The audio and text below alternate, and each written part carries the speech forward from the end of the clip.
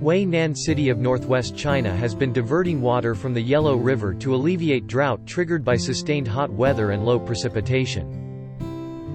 In a Yellow River irrigation area in the city, irrigation operation is carried out 24 hours a day to ensure good harvest of autumn grain.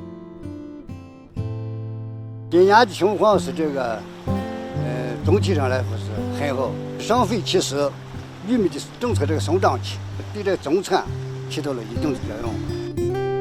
Another irrigation area in the city plans to divert a total of 15 million cubic meters of water from the Yellow River to irrigate 100,000 mu of crops. Diverting water from the Yellow River for irrigation has efficiently eased the drought in the city. This year, the autumn grain planting area in the city reaches about 3.96 million mu.